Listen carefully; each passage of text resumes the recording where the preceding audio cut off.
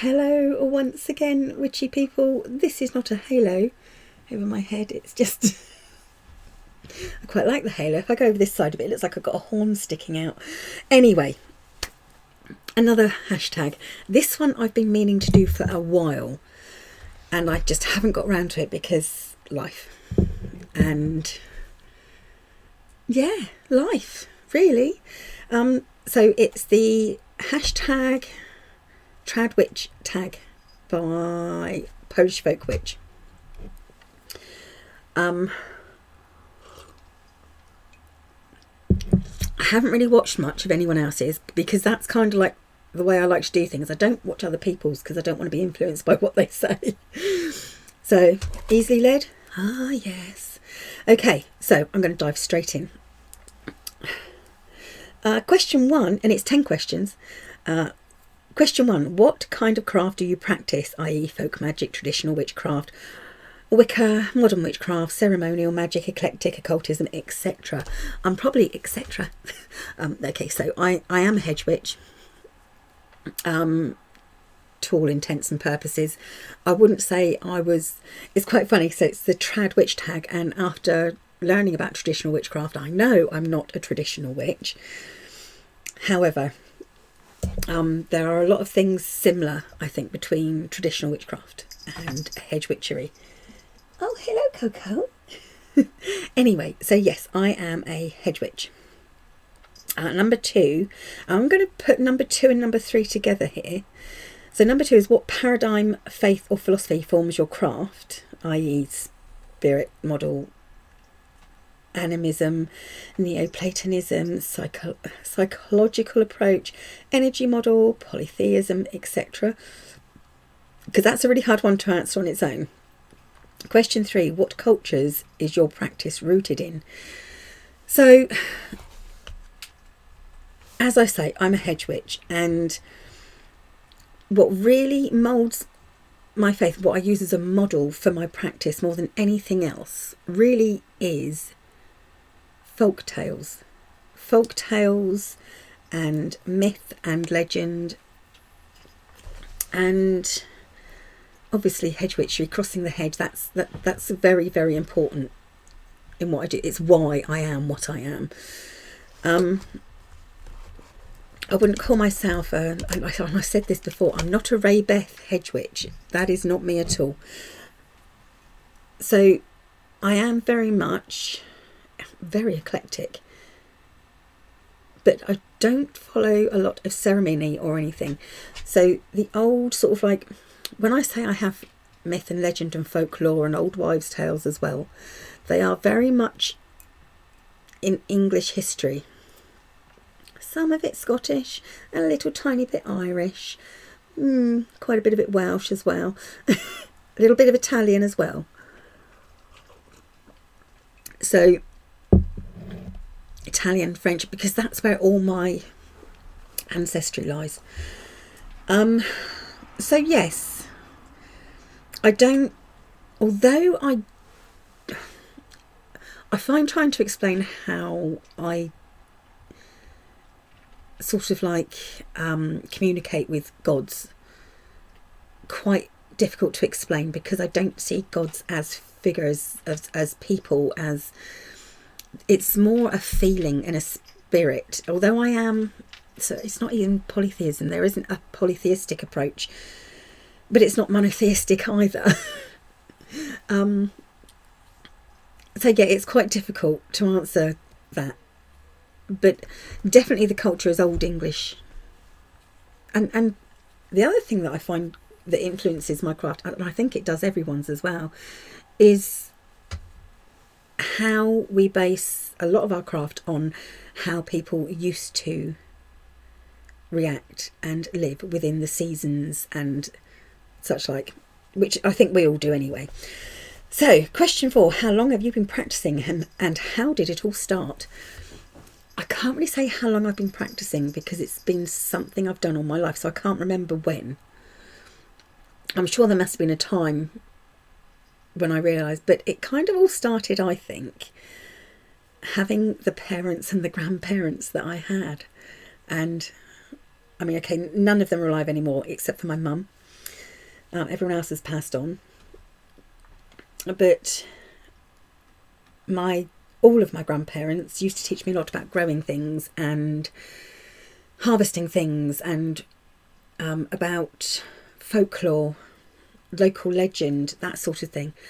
And my mum and dad decided that, regardless of their own faiths and religions, didn't want to subject their children to their faiths and their beliefs. They wanted us to be independent, be of independent thought, independent thinking, and realise what we wanted. They didn't want to put anything on us that later on in life we would find difficult to accept. So we weren't even baptised or christened or anything.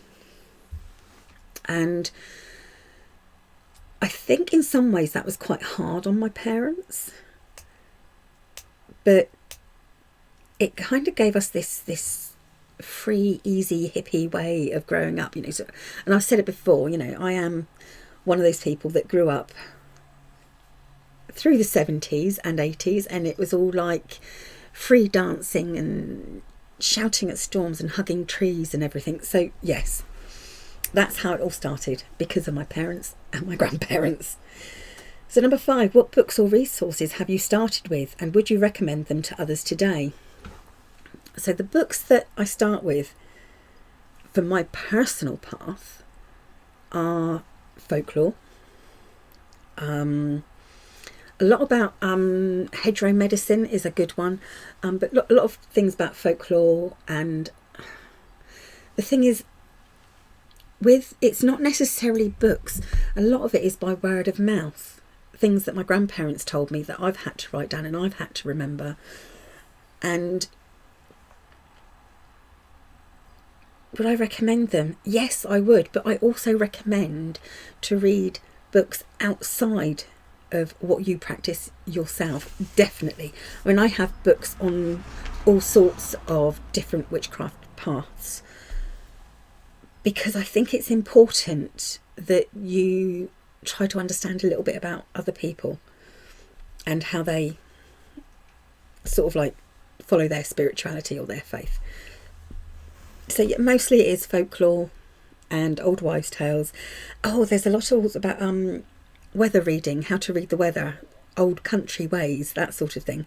Awful lot of that. And yes, as a hedge witch, I would definitely recommend anything like that.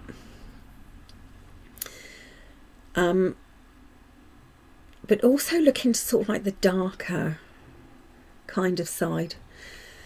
So, because you have to understand about this. So I found as well that a lot of ancient people's viewpoints on death and, you know, what the afterlife is hellishly important. Hellishly important. It's very, very important. Okay, number 5. I can't read my own writing. Isn't it terrible? No. Number 6. How has your practice and or paradigm changed over the years, if at all? I think over the years it's always changing, and it should always change. But the biggest change I feel for me is that I am more confident in being a witch alone, being on my own and my own decisions and my own, you know, I don't feel like I have to have someone else's basis to which to create my own spells, spell workings, my own path. It's very much now how I can interpret it. I don't need someone else's interpretation to help me, although it does sometimes work out well that way. But for the most part, yes, I'm much more confident in my own practice now, in my own path and my own spirituality. And I think the best thing about change is to be accepting of it. Okay, question 7. What does your daily or regular practice look like? What do you do on a regular basis? It looks very boring. So, what do I do regularly? Not a great deal, funny enough. Quite often I can be found in the evening, I stood outside in the garden looking at the moon, looking at stars, because I find that a way to centre myself and just put myself on an even keel again. Something else I always do as well, and it's something else that within my path I've become more accepting of, is I am always listening. And now I suffer terrible tinnitus, and it's got much, much worse over the past few years, and yet within that I hear voices, songs, sometimes just words, you know, and it's if I really want to, I will have to sit down and listen. I mean, I always go through and I make sure that, you know, just little things. I always make sure that, you know, my figurines are polished, and, you know, because I have lots of hairs, and that's one of my favourites. So, because they're over there, that's why I look over there. Yeah, as an actual witch, what would you would expect a witch to do? No, because I am just a witch, and everything I am is witching within my practice. But most of my practice is, to be honest, quite boring. You know, when it's little silly things like if I walk the dogs or I go shopping, where I live in a village now, look along the hedgerows and see if there's anything there that is available to me, which is some of my favourites, things like dead nettle and things like that. So yes, I pick up on things. I look at them because I although I have a lunar calendar now, and it's a big one. It's like a poster up on the back of my door. I tend to know the moon phases because I look at them. I don't know them beforehand. I just know because I look at them. Yeah, so I just am me on a regular basis, and I know that's really boring and really tedious, but that every day I try to learn something about other people's way of crafting, or something that I can add to my own practice. Like I said, whether it be tarot cards or something about a new gemstone or anything, you know. Question 8. Are there aspects of your craft that you tend to keep secret? In your opinion, is secrecy important in witchcraft? So the only thing I really keep secret are my spell workings and any ritual that I do. Mostly because they are personal. I don't, and a lot of it is to do with privacy and secrecy for other people. If other people ask me to do something for them, I don't do it publicly. So if someone asks me to cast a spell or do something for them in that sort of vein, I'm not going to do that and say, oh, this is what I'm doing for so-and-so, or even this is what I'm doing for someone else, because it's something creative for them. And I do think secrecy in some ways is important within witchcraft, because there are certain things you have to keep to yourself so that it becomes part of your strength. It's so hard to explain. Secrecy is important in some ways, but not total secrecy, because I think total secrecy just makes it very, very difficult for other people to get close to you and to understand you. And, you know,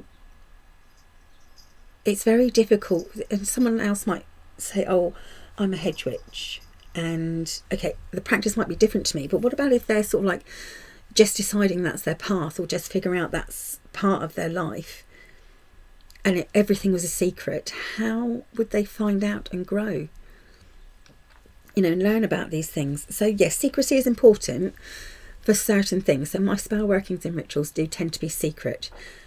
Not necessarily how I do them, but the actual spells themselves tend to be secret. Number 9, what are some of your favourite tools that you use regularly? My brain. Not that it does me any good. I do like to play with and hold crystals, but then again I like to go onto the beach and find a stone with a hole in it, and, you know, that is just as good to me. Tools that I use regularly. I tend to use things that, okay, so as I said, I've got tinnitus, so I'm using that to my advantage. I'm letting it become part of my craft. I do tend to do a lot of divining regularly. That tends to be my thing. But there aren't any actual tools that I use, that I would say I use regularly, other than myself. Because, you know, I don't think there is, and candles. I think I use a lot of candles, if you could class that as a tool. I mean, I've got nearly every tool you can probably imagine. I mean, I've got my large cauldron, my little cauldron, and my little censer cauldron, but I didn't use them today. I used a different one. So no. Okay, 10. What books or resources would you recommend to newbie witches interested in your kind of craft? Anything to do on how other cultures look upon death, especially ancient people, like the Egyptians, ancient Egyptians. How you feel, read about things, old myths, old legends, whether it be from your own background or from something else. I mean, I actually did start off quite a lot when I first started divination with rune stones. That was how I really first got into serious divination. But it's things like, first of all, you have to understand that as a hedge witch, you have to understand that there is a veil or a hedge. I call myself a hedge witch. I should call myself a veil witch, because I see it as a veil, a liminal space. So books or resources would definitely have to be anything to do with folklore, old wives' tales, how people see, how past peoples have seen, not just, it's like Stonehenge. Bring up Stonehenge and old cairns and what they called those old, they're like burial sites, they're just the stone over it, things like that. Look into, if you want to have some sort of like god or gods, goddesses within your practice, find out more about them. But certainly, definitely for hedge witch, it's got to be folklore and old wives' tales, myths, legends. I mean, like I said, there's a little bit of Celtic there, there's a little bit of Norse, a little bit of English, but also find out, get books about your local area. And yeah, just try and figure it out that way, because being a hedge witch isn't just about hearing or seeing or contacting the dead. You've also got to know a little bit about a lot of things. So, you know, but old folk tales definitely do help. But you have to also decide what kind of area and surroundings you're going to include that in. Is it going to be the whole of your country, a part of your country? I mean, if I take folklore just local, there's an abundance of it and it is amazing. But I like to go a bit further, because I know my family comes from further afield. So from, like I said, a little bit of Irish, but that's more what I've married into. A lot of Welsh, a bit of Scottish, a lot of England, all over the countries, a lot of the south of England. So take all those, I take all of those folklores and old wives' tales, but the most important thing, the resources that is most important to you, I think, is your family. And to talk, or people that you know that are like family, people that you can talk to about when they were young and their, whole process of remembering things and passing things on, what things were like when they were a child, old wives' tales that they knew.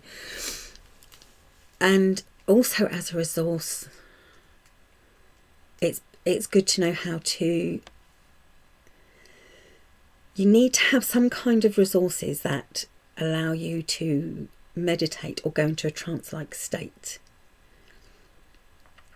Now, how you do that is obviously dependent on what works for you, whether it's music or listening to your own heartbeat or breathing exercises. But anyway, going into way too much, aren't I? So yes, that's it. And thank you, Polish Folk Witch, for doing that tag. Like I said, I've been wanting to do it for a long time. Quite a few weeks now, and now I've finally done it. Thank you for watching. Thank you for listening. Oh, witchy people, I'll be back very soon. Bye for now. Oh, I need coffee.